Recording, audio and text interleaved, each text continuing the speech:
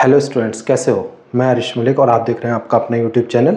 ये जैसे अपना ने बात की थी कि हम सारे जेईई एडवांस के क्वेश्चंस यहीं इसी प्लेटफॉर्म पे करेंगे और आपको क्या करना है, बस सपोर्ट करना है और ज़्यादा से ज़्यादा लोगों तक इसको शेयर करना है। अब देखो, अपना नेक्स्ट क्वेश्चन के साथ आपके नेक्स्ट क्वेश्चन के साथ हाजिर है। देखो, फर्स्ट ऑर्डर रिएक्शन है, ए गैस है, उससे 2b गैस बनता है और सी बनता है। ये कांस्टेंट वॉल्यूम और कांस्टेंट पे हो रही है, ठीक है। अब टोटल प्रेशर एट बिगनिंग, मतलब बिगनिंग में T0 पर और टाइम T पर प्रेशर है P0 और PT है रिस्पेक्टिवली।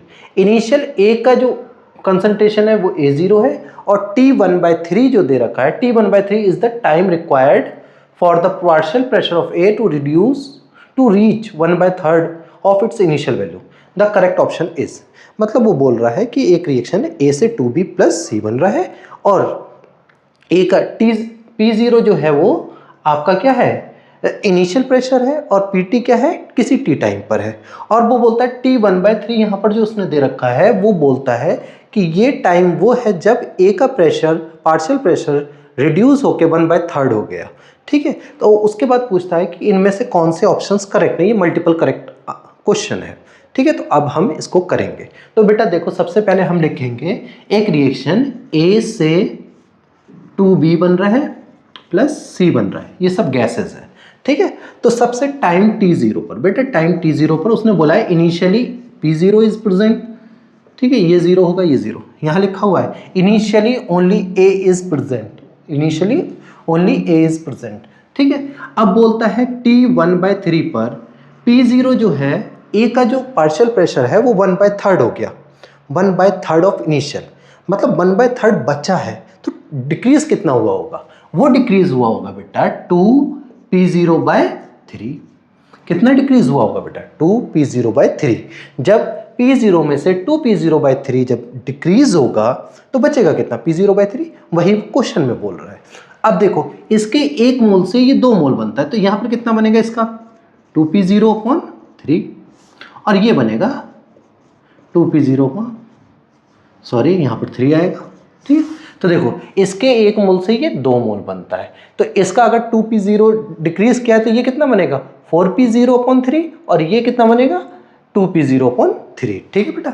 अब देखो, अब उसने बोला है एक चीज और बोली है, at time T, at time is equal to T पर ये इसका प्रेशर जो हो जाता है वो PT होता है। कितना होता है, PT।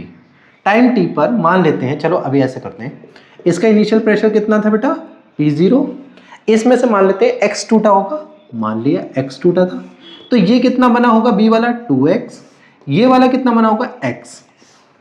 तो टोटल प्रेशर कितना बना, total pressure at time T, ठीक है। Total pressure at time T कितना होगा बेटा, P0 - x plus 2x plus x, that is equal to आएगा आपका P0 + 2x, ठीक है। ये PT हो गया। अब यहां से आप x की वैल्यू निकाल लीजिए। आप अगर x की वैल्यू निकालेंगे तो ये आ जाएगा 2x = PT - P0, हाँ या ना। और यहां से आप अगर चाहें तो इस 2 को भी डिवाइड में भेज दीजिए, x = आ जाएगा PT - P0/2, ये आ जाएगा बेटा। अब आपको पता है कि आपने k निकालना है, k, क्योंकि यहां पर जो रिलेशन दे रखा है हमें ln और T के बीच में दे रखा है, ठीक है। ln के टर्म्स में दे रखा होगा या log के, 2.303 आएगा, उसका कोई टेंशन नहीं है, ठीक है। तो देख लेते हैं इसको। अब देखिए, यहां से आपको पता है ये फर्स्ट ऑर्डर रिएक्शन है, तो K का जो फॉर्मूला होता है बेटा, K = अगर log के टर्म्स में दे रखा है तो हम यहाँ पे 2.30, मुझे लगता है ln के टर्म्स में दे रखा होगा, ये ln के टर्म्स में होगा, ठीक है बेटा। ln के टर्म्स में होगा तो ज़्यादा बेहतर है, क्योंकि अपना को फिर ln कर लो इसको, ठीक है। ln होगा यहाँ पर, आप देख लेना, क्योंकि फिर 2.303 की वैल्यू रखने की जरूरत नहीं। 1/T ln, ये कितना होता है, P0/P0 - x होता है बेटा, हाँ या ना, कि कितना इनिशियल लिया था अपॉन कितना बचा।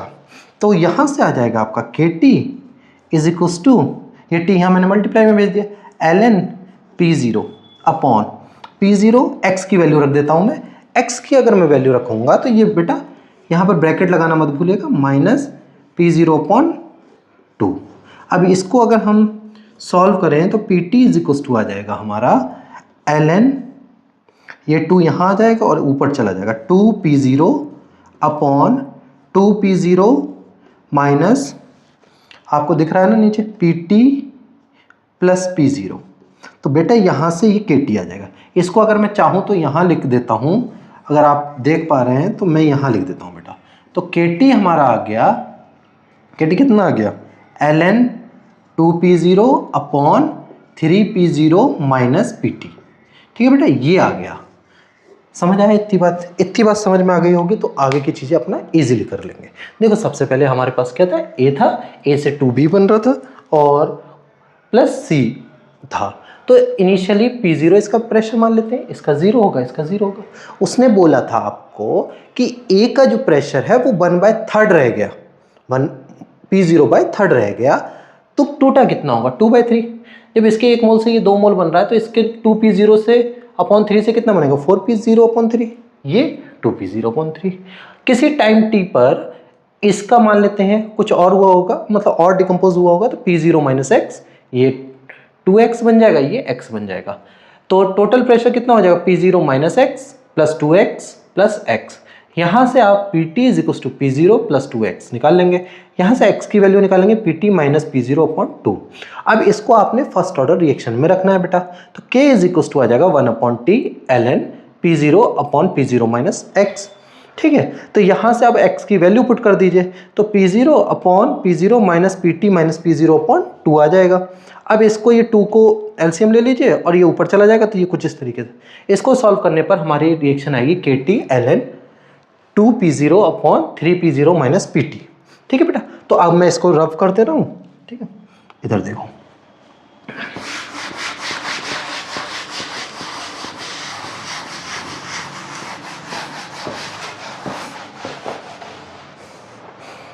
देखो अब अपना का जो इक्वेशन आई थी वो आई थी kt ln 2p0 upon 3p0 minus pt, ऐसा ही था। तो बेटा अगर इसको सॉल्व करें तो kt is equal to ln 2p0 minus ln 3p0 minus pt, है ना।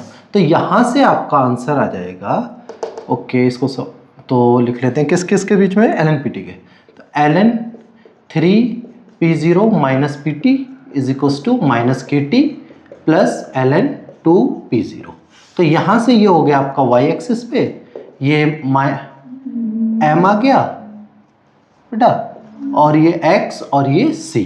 तो यहाँ से आपका जो, इसको देख के हम आंसर लगा सकते हैं, तो ये a वाला आंसर आ गया। समझ आया, यहाँ से जो ऑप्शन आएगा वो ये a वाला आएगा। तो हमारा a ऑप्शन एक करेक्ट है इसमें।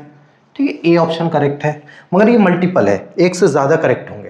तो हम दूसरे वाले को देखते हैं। ठीक है, दूसरे वाले केस में देखते हैं। तो इसको मैं मिटा देता हूँ, आप पॉज करके देख लीजिएगा। ठीक है, यहाँ से a आंसर आ गया। फिर उसके बाद अब बात करते हैं, इधर देखो, फिर बात करते हैं दूसरा।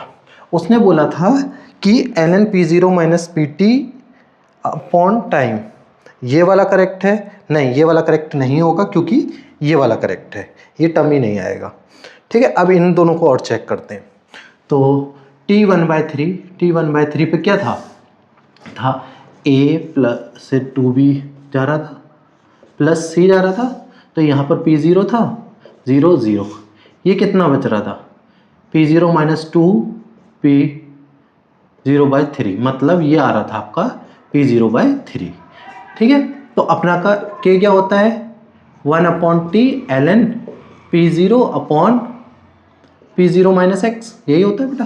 तो p0 माइनस x मतलब बचा हुआ कंसंट्रेशन, तो 1 upon t ln p0 upon p0 upon 3, तो ये ऊपर चला जाएगा, तो 1 अपॉन t ln 3 आ जाएगा k।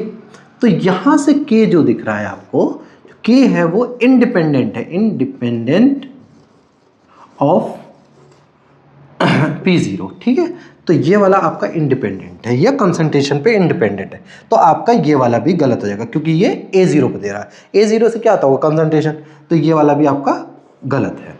ठीक है, इतनी बात समझ आई। क्या होगा, उसने t1/3 और a0 का दे रखा है, तो उसने बोला है कि क्या t1/3 जो होगी ये t1/3 है, ये t1/3 इधर आ जाएगा ना 1/3, तो t1/3 आपका इंडिपेंडेंट है।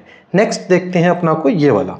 तो तुम्हें पता है रेट कांस्टेंट k जो होता है वो इंडिपेंडेंट ऑफ a0 भी लिख सकते हो आप, a0 भी लिख सकते हो, ठीक है। k जो होता है आपका वो इंडिपेंडेंट है, इंडिपेंडेंट है मतलब आप कंसंट्रेशन बढ़ाएंगे तो k पे कोई फर्क नहीं पड़ेगा, तो ये वाला इसका करेक्ट आंसर है। तो इसका करेक्ट आंसर कौन कौन सा होगा बेटा, a, d, ये आपके करेक्ट ऑप्शंस हैं, ठीक है। तो ये मल्टीपल टाइप क्वेश्चंस था। देखो सबसे पहले आपको क्वेश्चन को समझ में आना चाहिए कि क्वेश्चन करना कैसे। तो अपना को वही क्वेश्चन दे रखा था, अपना ने सॉल्व किया, एक एक स्टेप बाय स्टेप करेंगे तो ये सब चीज़ें आप कर सकते हो। और अगर आपको समझ में आया तो नीचे कमेंट करके ज़रूर बताइएगा, और उसके बाद चैनल को लाइक और सब्सक्राइब भी कीजिएगा। थैंक यू, मिलते हैं नेक्स्ट क्वेश्चन में।